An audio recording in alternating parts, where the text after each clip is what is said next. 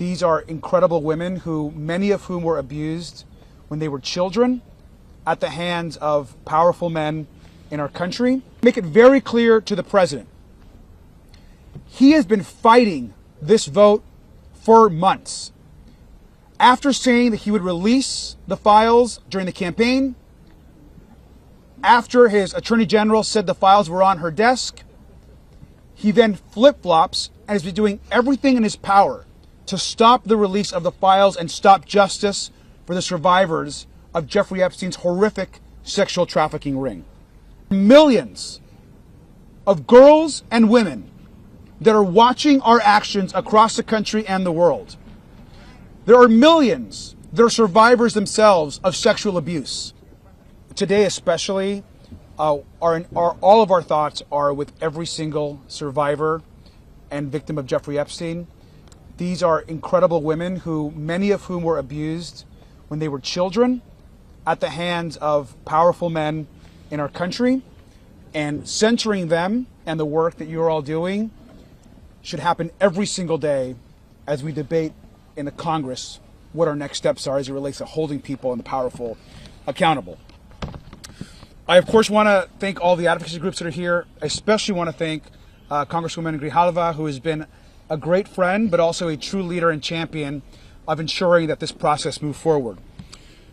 I serve as the lead Democrat on our Oversight Committee, and our investigation on the Epstein files is driving a lot of this work. And I'm grateful to Congressman Khanna, Congressman Massey for their incredible leadership in this vote that's about to happen here in just a couple hours. But we also want to be very clear. Once this vote happens and goes to the Senate, we are expecting the Senate to take this vote up. And Leader Thune needs to do the right thing by the survivors and call for a vote immediately. In addition to that, we want to make it very clear to the president. He has been fighting this vote for months. After saying that he would release the files during the campaign, after his attorney general said the files were on her desk, he then flip-flops and has been doing everything in his power to stop the release of the files and stop justice for the survivors of Jeffrey Epstein's horrific sexual trafficking ring. But now the president, seeing a loss in the House, has flip-flopped. We're not going to forget his opposition. And we need to be clear-eyed that this new investigation that he has launched is likely another way of trying to stop the release of the files to the Congress, to the public, and for justice for the women and girls who have been fighting on this issue every day. I want to remind the president as well that he has the power to release the files today. He has the power to release the files without a vote. In fact, a few months ago, the Oversight Committee put in place a subpoena for all of the files through the Department of Justice, and still they have released nothing. And so at the end of the day, Donald Trump today can bring justice for the survivors, and he refuses to do so. It's important, and this is a message directly to Leader Thune. He needs to understand that this issue is bigger than what we're just doing here in the Congress. There are millions of girls and women that are watching our actions across the country and the world. There are millions that are survivors themselves of sexual abuse. There are millions that are being abused in their workplace or in their home. And they're watching us and asking, will our government, will our leaders actually do anything about this abuse? Or are they going to continue to hide and protect the men and abusers at the highest levels of government and power? And if the Epstein survivors who were abused by the most powerful cannot get justice, how can the millions of women and survivors across the country and world expect justice for themselves? And so this is a very important moment for the country. And lastly, I'll say this. I'm often asked, what's next?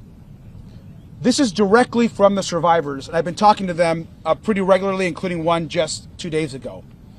They have all asked us to look where they believe the truth is, and that is in the financial and bank records of the most powerful financial institutions in this country that have the information and where the money was transferred from those powerful men who paid and were involved in the trafficking of these girls. So if you are the president of a bank, if you are a leader of a financial organization, and you are hiding information as it relates to justice for these women, the Oversight Committee is coming after those documents. Thank you. Good morning. I'm Kelly Morrison, Congresswoman from Minnesota's 3rd District. It's good to be here with all of you this morning on this incredibly important day. Thank you so much to the Sexual Violence Prevention Association for bringing us together. So much gratitude to Teresa for being here today. Your bravery, selflessness, and advocacy are truly remarkable. Your courage to speak out and stand up for others is the only reason we are in this position today, finally able to try and bring the justice and transparency that is far too long overdue.